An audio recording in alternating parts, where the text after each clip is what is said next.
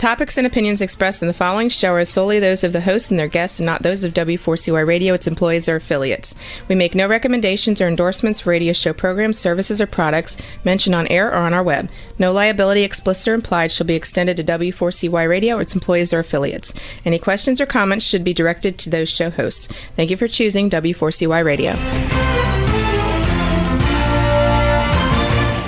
Welcome to the Ask the Expert show on W4CY Radio and Talk4 TV, where we bring you educational information from top local experts in the fields of legal, health, financial, and home improvement. Now sit back and listen to experts in family law, association law, hearing loss, business brokers, home care, along with many other topics. Now here are your hosts, Steve-O and Sophia. Good morning, Tampa. Welcome to another Ask the Expert show. Today's show is brought to you by the law firm of Kent Rouge and Green. They represent clients who have been injured, whether it's by auto accidents, slip and falls, dog bites, motorcycle accidents, wrongful death, or even property claims. Call them today at 727-835-8327. Today's show, our expert today, I am so excited about this show that we've actually done something we rarely do. We do 2 shows a month with this expert. And the reason why I think it's so important is because the way the economy is, I think people need help more than ever before. And that's why I love this show. It's our wealth management show. And our expert, Ray Ferrara, has been with us well over a year now. Name of his company is Provise Wealth Management. We are so lucky to have him. He's got a world of information, and he proved himself right on his last show. Let me welcome Ray Ferrara. Good morning, Ray. Morning, Steve. Great to be with you again. Boy, you hit a home run on our last show. You know, we were talking about these bank closings. We were also talking about worried about the debt ceiling. And you said it would get done. And I remember thinking when you said it would get done, I went, I don't see this. I really don't see this at all. But you said it would happen at the last minute, and you were right. Well, we still had 2 days left, Steve. So yeah, it wasn't. What am I saying, right? So it wasn't total last minute, but yeah, the Democrats and the Republicans finally were able to negotiate a package. And, you know, while a lot of folks were worried about it not getting done and the repercussions, at the end of the day, there is one person in the White House, 33 senators and 435 members of the House that'll be standing for election in November of next year. And the last thing any one of those incumbents wanted to say is that they stood by while the United States reneged on its debt. So they really didn't have a choice, although the brinksmanship was there right up until the very end. You know, there's a lot of debate on what they accomplished one way or the other. Just kind of a couple of quick highlights, and then what are the opportunities that might be presented? Well, first of all, not too surprisingly, they delayed any other debt ceiling until after not only after the November elections, but into 2025, so that a new Congress, a new president, perhaps will be dealing with this. And when I say new, in fairness to President Biden, we should say reelected, but he'll be new for that second term. So there'll be a whole relatively new set of people to deal with the issue. As a result of them coming together, there's a lot of hope that there'll be some partisanship built out of this, bipartisanship out of this, excuse me. And I would love to think that that's going to happen, but they have to pass 12 budget bills between now and October. That's going to lead to a lot of consternation all over again. Eventually, they'll get it done because one of the provisions of the bill says that if they don't get it done by October 1, that there'll be further cuts that will occur to the budget, which, again, I don't think either side wants to live with at the end of the day. So I'm afraid that the partisanship is going to continue rather than the bipartisanship that many had hoped for.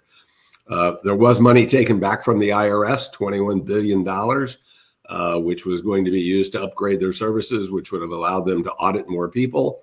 Therefore, less are going to be audited over the next coming years as a result of it. Social programs were cut back. There's certain work requirements for people who were on what is known as the food stamp program. So as we predicted, there had to be wins on both sides. And that's why both of them are saying we won more than the other guy. The fact is, it was a good step in the right direction, the right thing to be done. And the stock market clearly appreciated it because on Friday of this past week, it had its best day since the beginning of the year. So needless to say, the markets are clapping their hands still this morning and celebrating. More to come, unfortunately. Well, we actually have a new viewer who will be contacting you sometime this week. He had a good question. He said, "Why they're telling us we should buy gold and silver." And he said, "I see where gold has been going up, also comes down too, but I don't see silver doing anything. It goes up a few pennies, it goes down a few pennies. Why is everybody so high on silver?" Well, I think you really mean is that they're not that hot on silver with the going up and going down and actually has fallen behind its traditional ratio with gold, which has been really hot. Yes. The fact of the matter is gold has traditionally been bought in times of uncertainty. And clearly, ever since the Fed started raising interest rates a little over a year ago, there's been more than enough uncertainty going on, not only in the United States, but around the world. So people have sought out gold as a traditional form of protection, a stable value, if you will. The reality of it is gold has, while it has that reputation, it has not performed well given that reputation.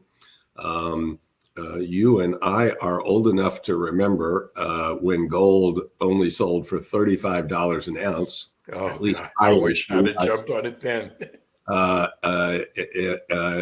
And then when we came off of the gold standard in the 70s, it started to float in the market, and it's up to $2,000 in that range today, which sounds like a great increase, and it is. But when you figure out the percentages on that over the last 49 years, that growth rate isn't that spectacular. Silver, and by the way, we are not gold bugs. We're okay if clients have a little bit of gold, yes, physical gold in their possession. Probably best in the form of gold coins, and it's okay if you want to buy a little bit in gold stocks. But to build your wealth around gold has been a false pretense for a long time.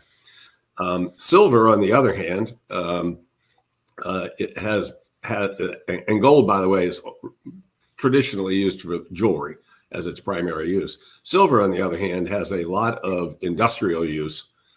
There's more of it. It's more readily available, and thus the price has been a little more stable.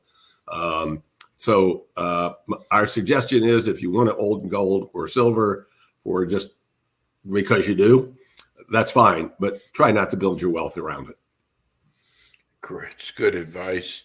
I want last week we got 6 text messages. And again, if you would like to text us, 954-336-3767, because they know your show is coming up this week. it's we get a lot of emails, just people telling us how much they're enjoying your show. And I don't get a lot of that on other expert shows, but for some reason, and I think it has to do with the economy, Ray, is people just write to tell us how much they appreciate your show. So we want to thank you. And you know, it's so important, the trust factor. And I think people listen to you and you do such a great job on the show. Again, I want to thank you for your knowledge. And because we're getting so many new listeners each week, could you just tell people more about your firm? Well, Steve, first of all, thanks for the nice compliments, and for those listeners that were kind enough to share their thoughts. It's always appreciated when that happens. Sure, ProVise will be celebrating in August its 38th year of operation, and today we represent over 1,400 clients scattered over 34 states. To help them with their financial planning and investment management. And I place the emphasis, Steve, on financial planning, because we see investment management as a subset of planning. Once we know the goals, the objectives of what people are trying to save money for and to build their wealth accordingly, we believe that then we're able to manage their portfolio in a much more healthy way. Because the vast majority of the portfolios that we manage are not done by models. They're all individually tailored, which we're able to do thanks to the good use of computers. But I want to tell folks a couple of things, Steve, and that is, please understand that we are vanilla ice cream. We don't have any sprinkles. We don't have any crushed nuts, not even a cherry to put on top of the vanilla ice cream. We don't do anything fancy. We know that historically, the things that have worked in the past, and that is having a good written financial plan, following that plan, investing wisely, without all of the fancy gadgets that are out there today for people to invest into. That over time, it is the turtle, not the hare, that won the race, and so we're just the turtle, and that's really kind of okay with me, because I graduated from the University of Maryland, and our mascot is the terrapin, so which is a form of turtle related to the turtle. So it just followed through in our life. But the other thing I want to stress is, people always say, well, I can't hire Ray and his firm. I don't have that much money. Maybe you don't in your own mind, but you'll be surprised. And we are, anxious to help anybody that we can. And if we can't help them for some reason, we have other people that we can refer them to help if it's not something we do. And the maxim that we have at ProVise is, what we do well, we do very well. And what we don't do very well, we simply don't do at all. We find people who do it better than we do and pass it on to them. That goes for legal documents, taxes, insurance, et cetera, because those are not things that we do as well as we do the planning and the investment part. You're in the Tampa area. Does a person have to be in the Tampa area for you to work with them? Well, as I mentioned, we're in over 30 states. That's happened because of people that we have worked with for years have moved to different places. It's happened because people have referred us to others that live in different places. It happens because I've been able to travel a great deal over the years and have met a lot of people as I've done that, who have become clients. So the short answer is, while the vast majority of our clients are in Tampa, I would tell you that we probably have about 15% of our client base that's outside of the Tampa Bay area. Good. Thank God for Zoom, right? We didn't even know what Zoom was 3 years ago. I know. I know. It's amazing. Today we can't live without it. Very true. Just so you know, Ray, not next Monday, but the Monday after, Ray will be with us again at 9 o'clock. We got a letter from Bobby in Wesley Chapel. He wanted to know about his granddaughter and paying for her college education over the next few years. How much can he give her? Wow, that's first of all, that's really great of them that they're willing to do that. There was a recent study that was done that indicated that something less than 40% of the people could or knew what a 529 college savings plan was. And that's amazing to me that so few do. And it's unfortunate because people can contribute to as many people as they want, up to $17,000 each year, and put that into a college savings plan known as a 529 plan, which is a section of the IRS code. Now, you can really front load that plan if you want to by putting in 5 years all at one time. But then you can't put any more money in for until the 6th year after that, but you can front load it. The other thing is that if, as it sounds is the case in this situation, that perhaps there hasn't been enough saved along the way, and they're ready to go off to college, again, you could still give her the same $17,000 each year to help defer tuition, room and board, pizza and beer money, whatever it's going to be used for. But interestingly, if you write a check directly to the college or the university for room and board tuition, then that number can exceed the $17,000 and not be taxed as a gift. So if we were to go to a very expensive school, let's say the University of Miami, a nice private school where the tuition is somewhere around $60,000 a year, they could write a check for that $60,000, but it has to be directly to the university or college where the student is going to go, and that would be considered a non-taxable gift. So lots of different ways for them to be able to contribute to their grandchild's college education. You know, I was reading an article the other day that said one of the biggest threats to consider when doing retirement planning is living too long and being fearful of outliving your money. How do you deal with that issue when you're working with a client? Well, you know, a lot of people say that living too long is the greatest fear. Actually, my experience is it's the second greatest fear. The first fear is I don't live long enough. You know, in planning today, when I first started in the business many years ago, we would be planning for people to live to 85. And that goes back into the 70s. And back at that time, you retired at 65 and you were gone by the time you were 75 in most situations. But as time has gone along, medical science being what it is, and people living longer and healthier lives, it went from 85 to 90 to 95. And now most of the time we're planning to age 100. And one of the biggest mistakes that people make is they underestimate how long they're going to live. Right now, turning 100 on a percentage basis is the fastest growing cohort in America. More people are turning age 100 today than ever before, and that percentage continues to go forward. You look at a typical couple age 65.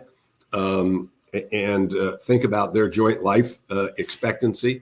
One of them at that point is expected to live for 28 more years, and that takes them to 93. Now that's the average. All right, Steve. Well, you know, if you're healthy, if you have money, if you're well educated, if you've lived a healthy lifestyle and eaten well, etc., you're going to be on the other side of that average.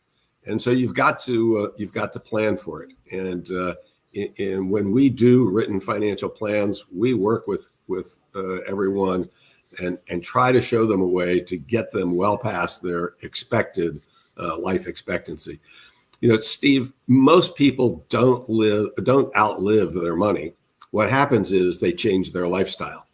And so when we talk to people, it's really not about I'm going to live or I'm going to outlive my money. It's whether I'm going to outlive the lifestyle to which I've become accustomed. And that's what we're trying to protect, is that lifestyle.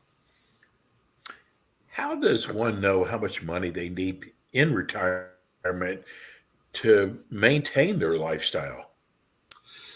Well, obviously that depends on where they were before they started. But in general, I would tell you that most people would say, well, I want to keep as much money as I'm making when I retire.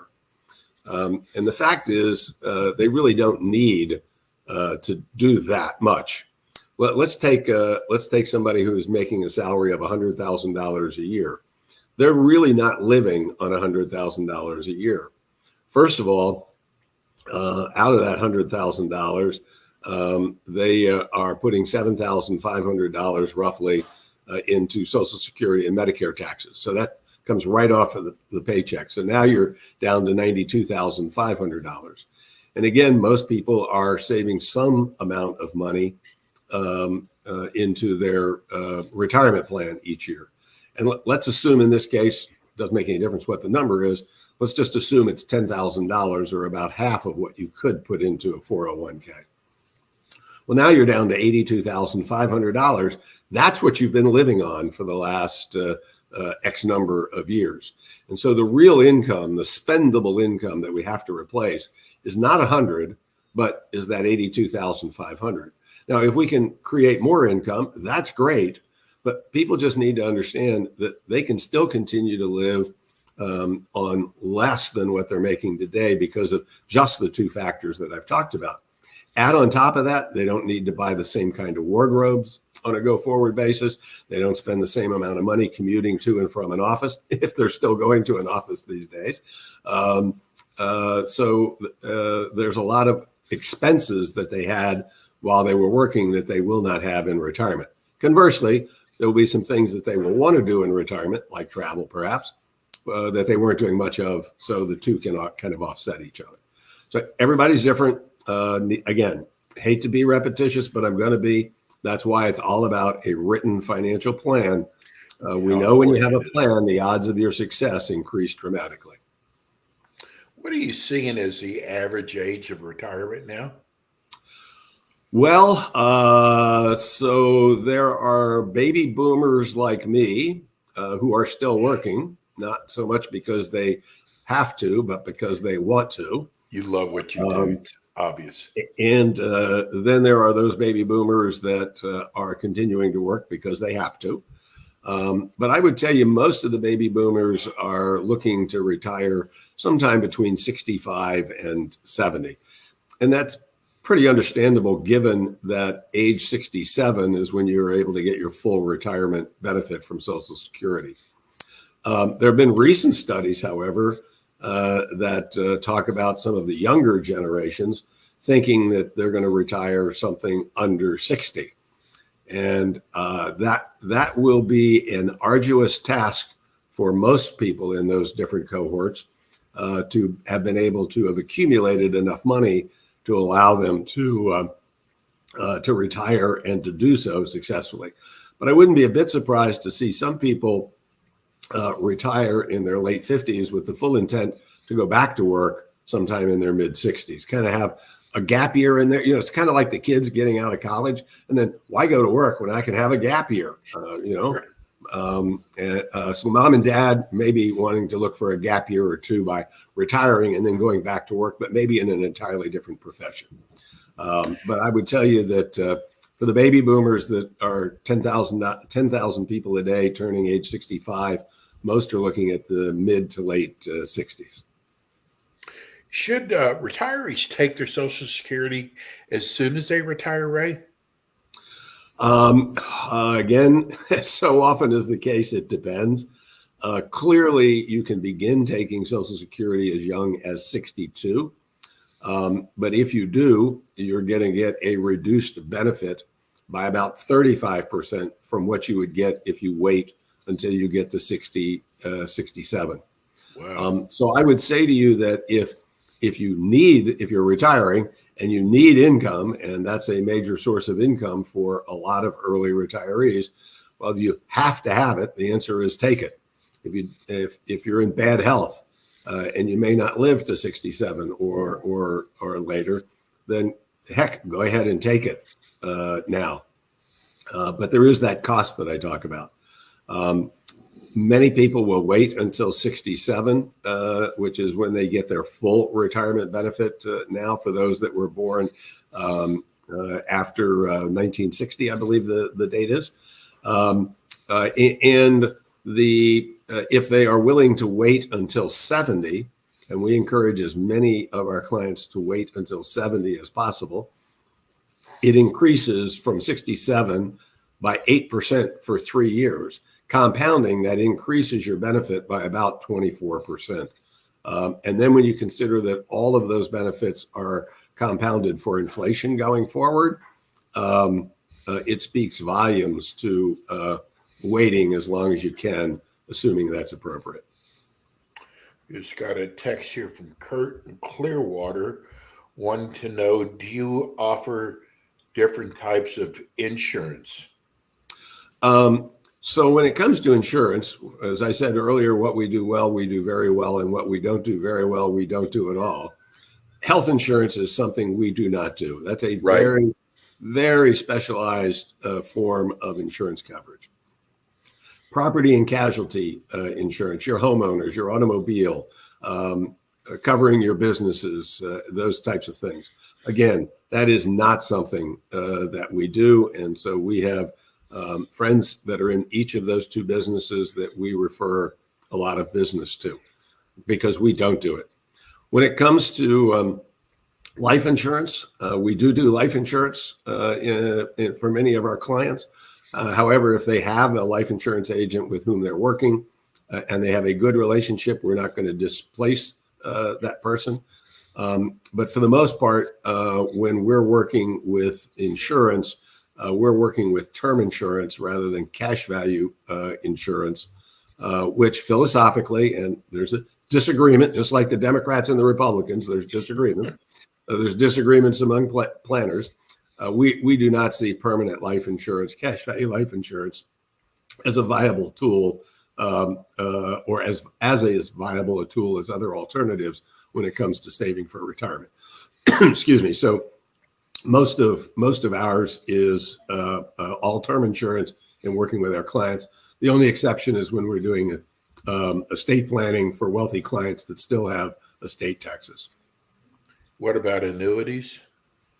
We do annuities, particularly those that are immediate and begin paying out. And they can be beneficial in many different cases. But again, annuities can be very complicated. Some come with very high commissions, very high surrender charges, and we don't do those because too many things change over time. And we have to be flexible. If the surrender charges are more than 5 years, and if the surrender charges are more than about 5 or 6%, you probably are better off not getting those annuities that tie you up for a long time. Ray, do you still do a newsletter? We do, Steve. And if anybody would like to get on our newsletter, there's no cost. There's no obligation involved with it at all.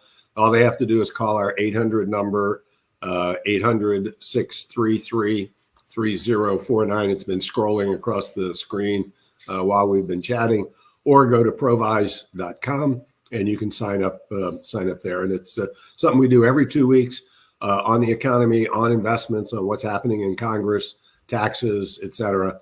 And be glad to put anybody on that list that would like to do so. Well, we want to thank our viewers and listeners who took the time to write in a question. Also, this show goes by so fast, Ray, and it's the way you communicate. I see why you've been so successful. We're so lucky to have you. You'll be back in 2 weeks with us. Give everybody your phone number again. Sure. It's 800-633-3049, 633-3049. Ray, have a wonderful week, and we'll see you in a couple weeks. Take care as always, Steve. Thank you. Same here. Ray has done such a wonderful job with the show, and we're so lucky to have him. And we're lucky to have you as viewers and listeners. We will be back with you next Monday at 9 o'clock with more experts. And thank you again. Have a wonderful week, everybody. To our friends here in South Florida, stay dry. See you next week. Thanks for tuning in today to the Ask the Expert show on W4CY Radio and Talk4 TV. Tune in next week and every week to hear more from our experts on personal injury, insurance, air condition repairs, estate planning, Medicare, and many other topics in the areas of legal, health, financial, and home improvement. See you next week.